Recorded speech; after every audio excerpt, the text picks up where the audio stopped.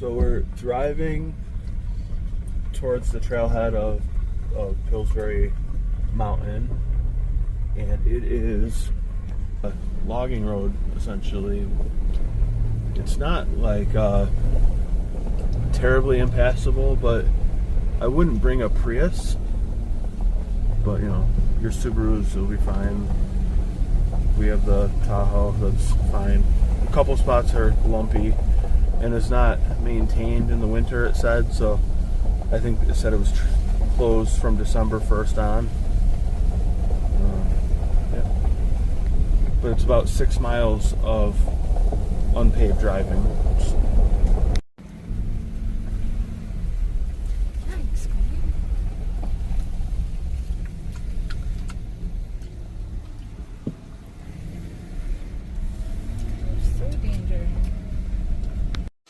Alright, we're about to start this this hike.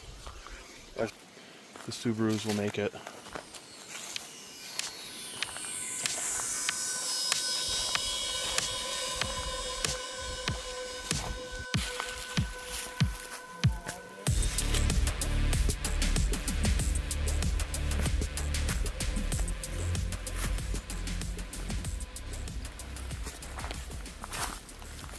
I'm not sure what the status with the fire tower is.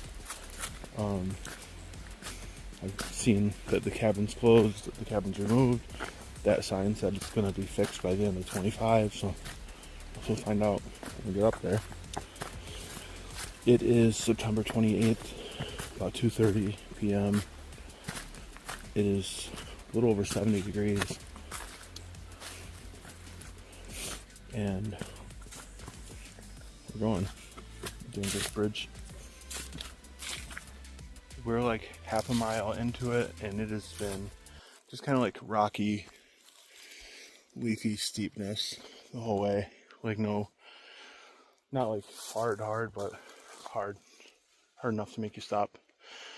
When you come in, you'll notice French Louis Trail. French Louis was this guy who lived here. He was a woodsman.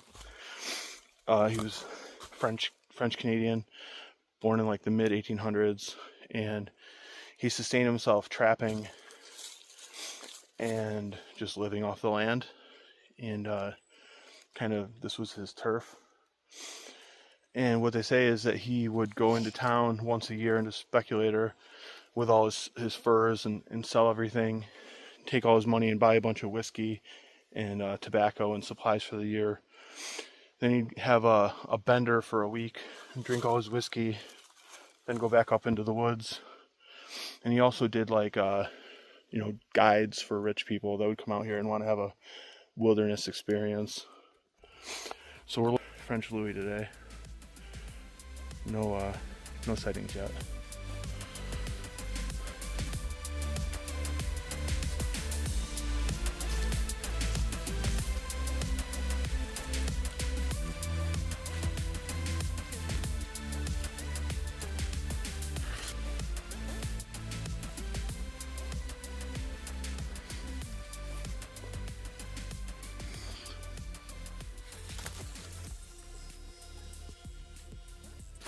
We are probably near the summit. This 1.83 is definitely further than the signs, which seems to be a common theme so far, is that the signage misleading. Oh, I think it's gaslighting me, but we should be close. Like, well, you don't want to look at me. The trees look great. Oh, there's our friend. We're close. Once you get up towards the summit, the trees have been evergreens, and it's been fairly level. Kind of the opposite of everything else we've done so far, where it's been fairly level and then super steep. This was super steep and then easier at the top. Anyway, we're close. I think right around the corner here. Stay with me.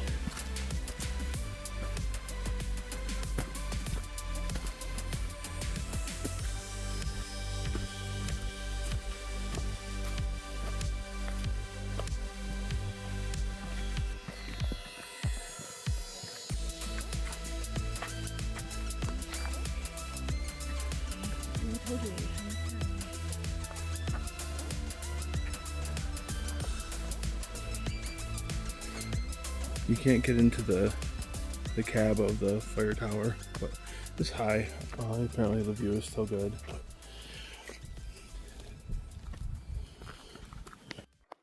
Just having our little mountain snack here. Had some Pop-Tarts, some Jim's Liquid IV, trail mix, aka M&M's with obstacles. We're going to go up here. This fire tower is 102 years old, and it's probably a good thing that they shut the cab down.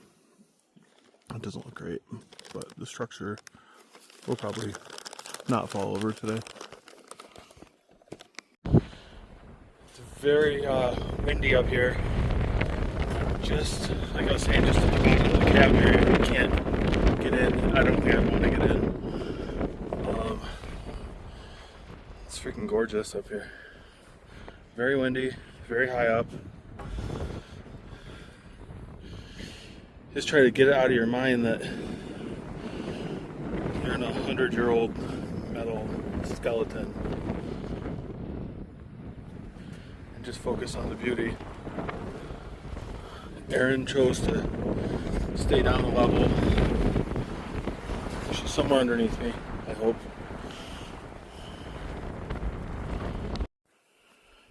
Okay, we've conquered our fourth tower in this